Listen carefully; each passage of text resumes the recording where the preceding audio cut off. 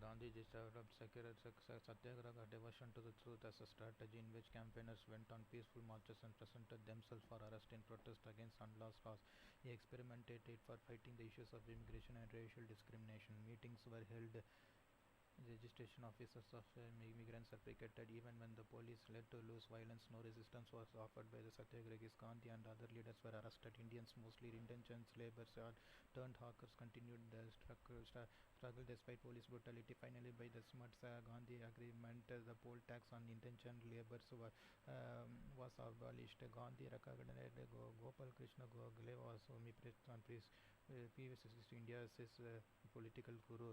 In Champaran in Bihar, the Tinkatiya system was practiced. Under this exploitative system, the peasants were forced by the European cultivators to grow indigo or on 3/20 of their land holdings. Towards the end of the 19th century, German synthetic dyes had forced indigo out to the market. The European planters of Champaran welfare is releasing the necessity of receiving the cultivators of the cultivating indigo wanted to a situation to their advantage. They denounced the rent and collected illegal dues as a price for the release of cultivators from the obligation. Resistance erupted. Rajkumar Shukla, an agriculturist from Champaran who suffered hardships of the system, prevailed on Gandhi to visit Champaran. On reaching Champaran, Gandhi was asked by the police to leave immediately. When he refused, he was summoned for trial. The news spread like wildfire and thousands swarmed the place in support of Gandhi. According to the Gandhi, the country had its first object lesson in civil disobedience. He was assisted by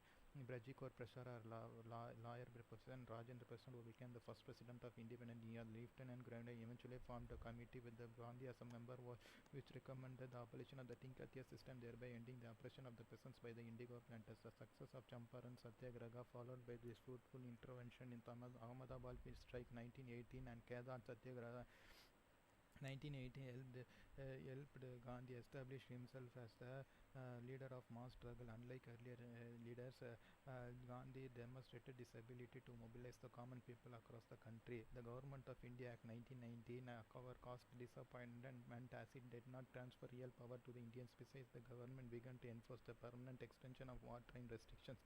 The Rowlatt Act was enacted, which provided for excessive police powers, arrest without warrant, and detention without trial. Gandhi called it a Black Act and in protest called for a nationwide Satyagraha on 6th April 1919. It was to be a non-violent struggle with fasting and prayer, and it was the earliest anti-colonial struggle spread across the country. The anti-Rowlatt protest was intense in Punjab, especially in Amritsar and Lahore. Gandhi was arrested and prevented from visiting Punjab on 9th April. Two prominent leaders, Saifuddin Kichlu and Dr. Satyapal, were arrested in Amritsar. On 13 April 1919, a public meeting was arranged in Jallianwala Bagh in Amritsar, as it appeared to be on a Baisakhi Day, spring festival, harvest festival for 6. The villagers are assembled there in thousands. General Reginald Dyer, on hearing the assembly, surrounded the place with his troops and an armored vehicle. The only entrance to the park that was surrounded on all sides. High walls were blocked and firing took place without any warning. The firing lasted for 10 minutes till the troops ran out of ammunition. According to official report, 379 were killed and more than 1,000 injured. Unofficial estimates put the toll more than 1,000. After the incident, martial law was declared and many people in the Punjab, especially Amritsar, were flogged and forced to crawl on the streets. The brutality encouraged the Indians. Rabindranath Tagore returned his knighthood. Gandhi surrendered his case in the medal. The First World War came to an end in 1918. The Caliph of Turkey was considered the head of the Muslims of the world, was given harsh treatment. A movement was started called Khilafat movement, led by the Ali brothers, Muhammad Maulana Ali and Maulana Shaukat Ali. Gandhi supported the movement and saw it an opportunity to unite Muslims and Muslims. He presided the All India Khilafat conference held at Delhi in November 1919. Gandhi supported Shaukat Ali's proposal of three national slogans, Allah Akbar, Bande Mataram and Hindu Musalman Ki Jai. The Khilafat Committee meeting in Allahabad on 9th June 1920 adopted Gandhi's non-violent non-cooperation program. Non-cooperation program was to begin on 1st August 1920.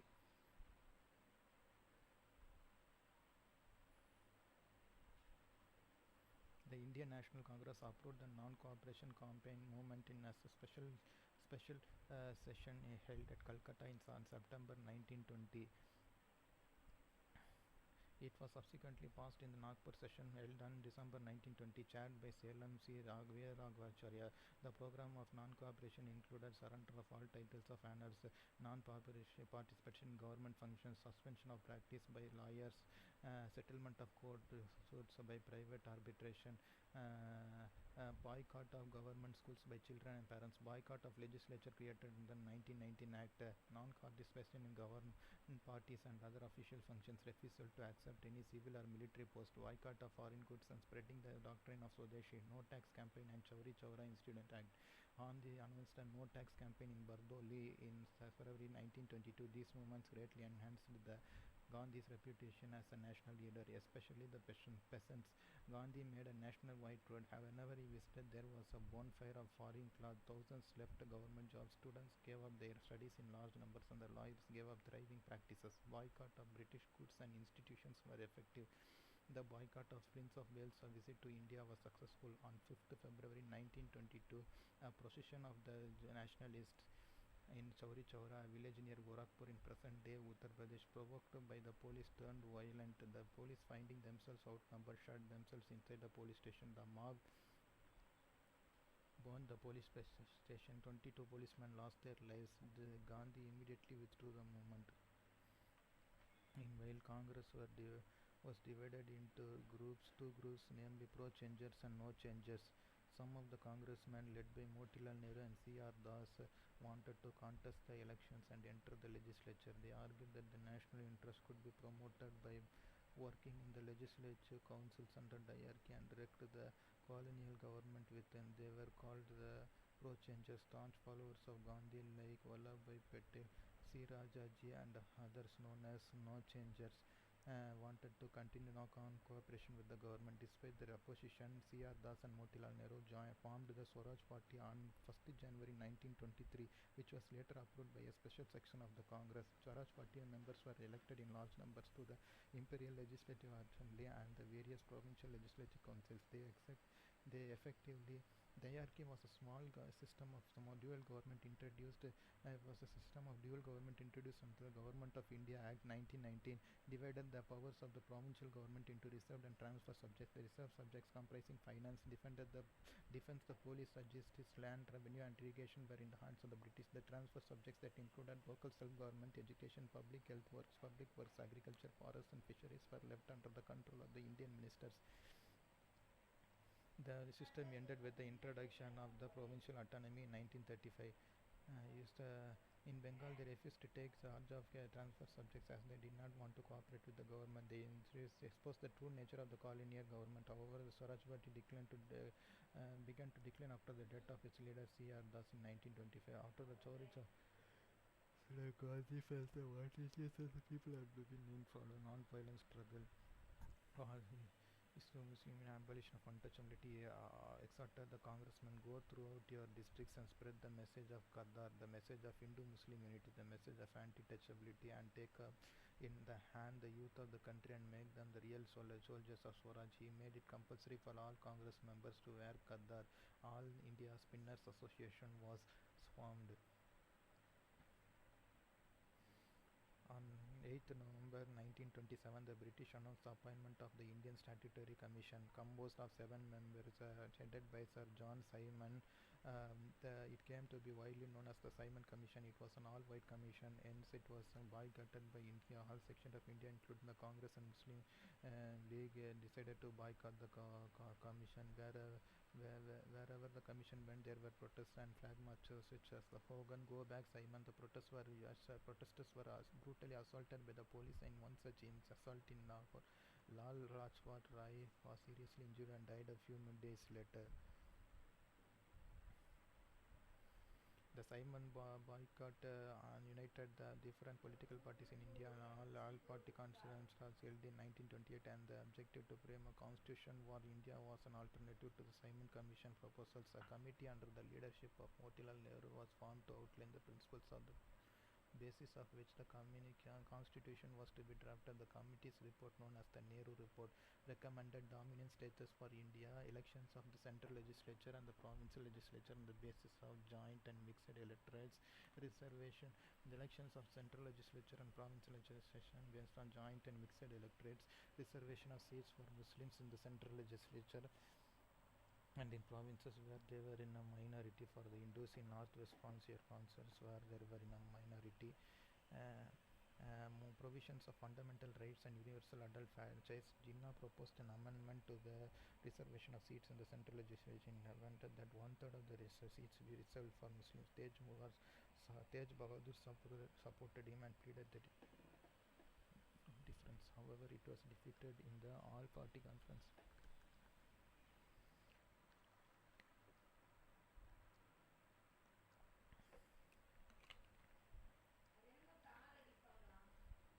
Later, he proposed a solution which came to be known as Jinnah's 14 points. It was also rejected. Jinnah was hailed as an ambassador of Hindu-Muslim unity, thereafter changed his stand and began to espouse the cause of a separate nation for Muslims. Meanwhile, some congressmen were not satisfied with the dominant status and wanted to complete the independence. In the Congress session held in Lahore in December 1929, Jawaharlal Nehru as president, Purna Swaraj was declared as the goal. It was also decided to boycott the Round Table Conference and launch a civil disobedience. But 26th January 1930 was declared as the Independence Day. 26 January 1930 was declared as an Independence Day, and the pledge was taken all over the country to attain Purna Swaraj non-violently through civil disobedience, including non-payment of taxes. The Indian National Congress authorized Gandhi to launch the movement. A charter of demands presented to the Viceroy Lord Irwin with an ultimatum to comply by 31st January 1930 included reduction of expenditure on army and civil services by 50%, introduction of total prohibition of liquor, release of all political prisoners, reduction of the land revenue by 50%, abolition of salt tax.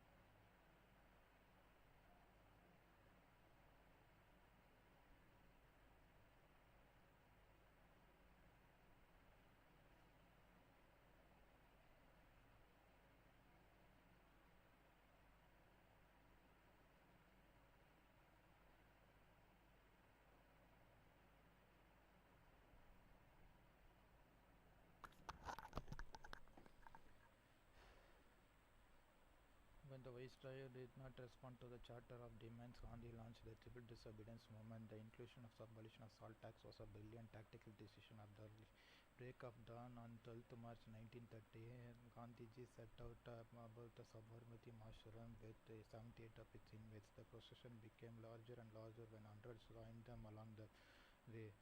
March at the age of 61, Gandhiji covered a distance of 241 miles in 24 days to reach Dandi on 5th April 1930. The next morning he took a lump of salt, breaking the salt law. In Tamil Nadu, C. Rajaji led a similar salt march from Tiruchirappalli to Veeraranayam. Salt marches took place in Kerala, Andhra and Bengal. In the northwest frontier provinces, Khan Abdul Ghaffar Khan led the movement. He organized the Kudai Kitmagar, also known as the Red Shirts. The British enacted the first Forest Act in 1865, restricted access of the forest dwellers to the forest areas to collect firewood, cattle fodder and other minor produce such as honey, seeds, nuts and medicinal herbs. The Indian Forest Act of 1878 claimed the original ownership of forests was with the state. Wastelands and fallow lands were included as forests. Shifting cultivation practiced by the tribal people was prohibited, Alienation of the forest from local control was stiffly resisted by the aggrieved Adivasis tribals and the nationalists. The most striking evidence of continuing struggles of the tribal groups was the one waged by Alluri Sitarama Raju in Rampa. Raju's efforts at fighting corrupt officials to protect the influence of Rampa tribals prompted the British to target his life. A special Malabar police team was sent to quell the uprisings of Rampa Adivasis. Alluri Sitarama Raju attained martyrdom for the cause of forest dwellers. Gandhi was arrested at midnight and sent to Yerwada jail. Jawahar Nehru Khan, Khan, Abdul Ghaffar Khan, and other leaders were swiftly arrested. Soon, other forms of protest such as boycott, foreign club picketing of liquor shops, non-payment of taxes, breaking of forest laws, etc., were adopted. Women, peasants, tribal students, even children, and all sections participated in the nationwide struggle. It was the biggest mass movement India ever witnessed. In the midst of the movement, the first roundtable conference was held in London in November 1930. Ramsay MacDonald, the British Prime Minister, adopted a federal government with provincial autonomy. The Congress did not attend as he serious while in jail. The conference closed without any decision on the question. Gandhi Irwin Pact. Lord Irwin held talks with the Gandhi, which resulted in the Gandhi Irwin Pact on 5th March 1931.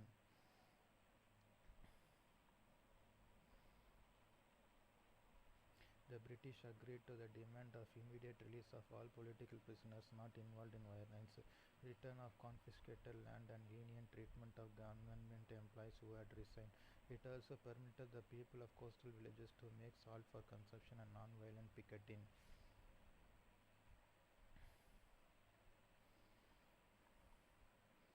The British agreed to the all released prisoners not involved in virus, return of confiscated land, and lenient treatment of government employees who had resigned. It also permitted the people of coastal villages to make salt for consumption and non-violent picketing.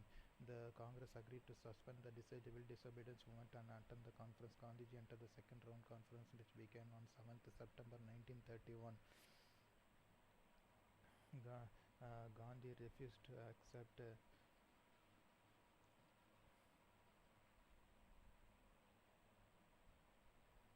separate electorates for many districts. As a result, the second conference ended without any result. On returning to India, Gandhi revived the civil disobedience movement. This time, the government was prepared to meet the resistance. Martial law was enforced, and Gandhi was arrested on 4th January 1932. Soon after, the Congress leaders were arrested too.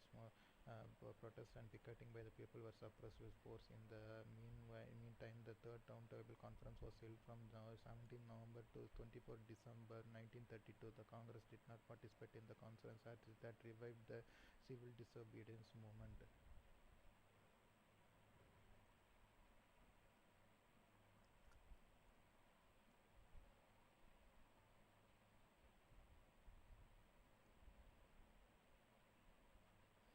On 16th August 1932, Ramsay MacDonald announced the communal award. It provided separate electorates.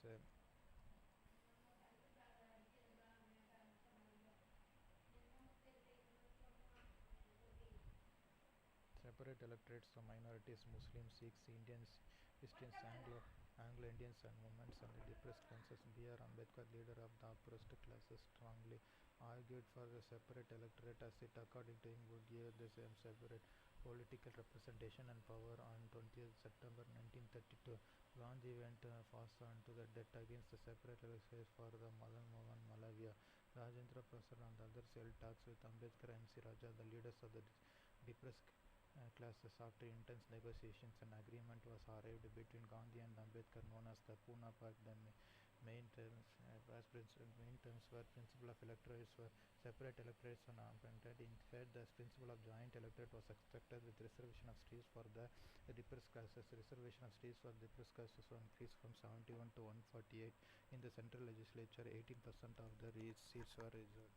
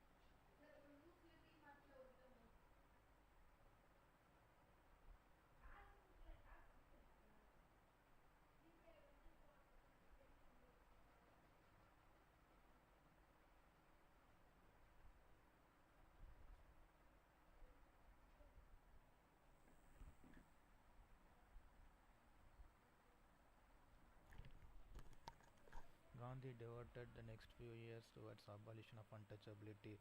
By his engagement with Dr. B.R. Ambedkar made his impact on his ideas about the caste system. He shifted his base to the Satyagraha ashram at Varda. It undertook the All India tour called the Harijan Tour. He started the Harijan Sevak Sangh to work for the removal of discriminations. He worked to promote education, cleanliness, hygiene, and leaving up of liquor among the depressed classes. An important part of the campaign was the temple entry movement. 8th January 1933 was declared or observed as the temple entry day, inspired by the Russian Revolution of 1917. Communist Party of India was founded at Tashkent, Uzbekistan in October 1920.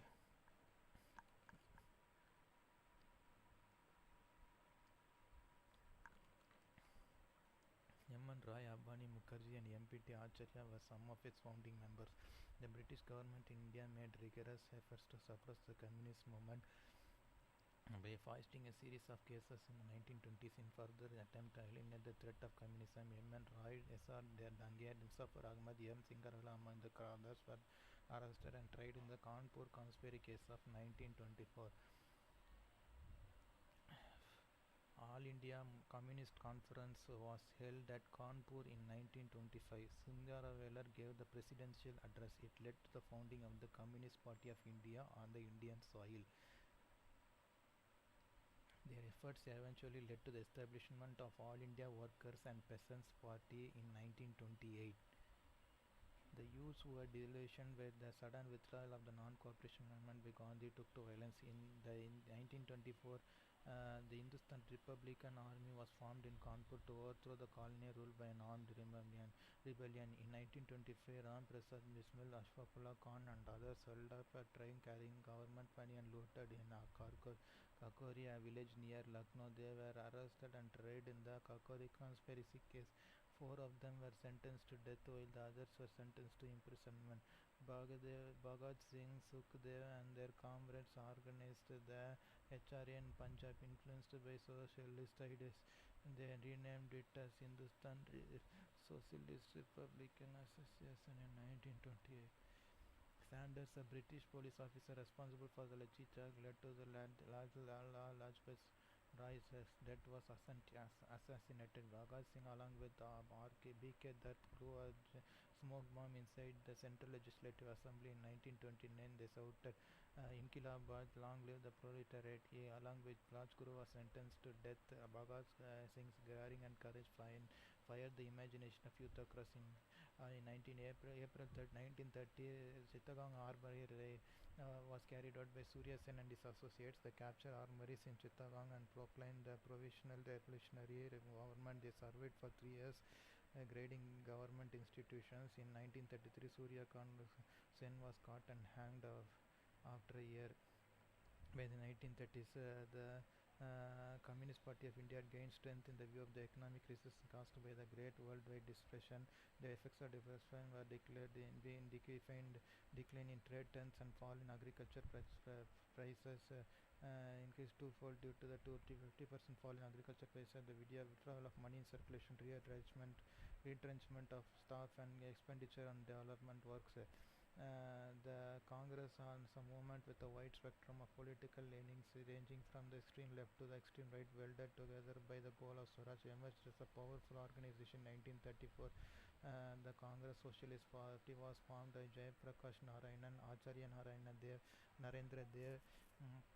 In 1934, the Congress Socialist Party was formed by Jayaprakash Narayanan, Acharya Narendra Dev and Minu Masani. Real Swaraj will not come by association but authority by a few, but by the acquisition of the capacity by all to resist authority when abused. Menken Gandhi. The Government of India Act 1835 was one of the most important outcomes of the civil disobedience movement.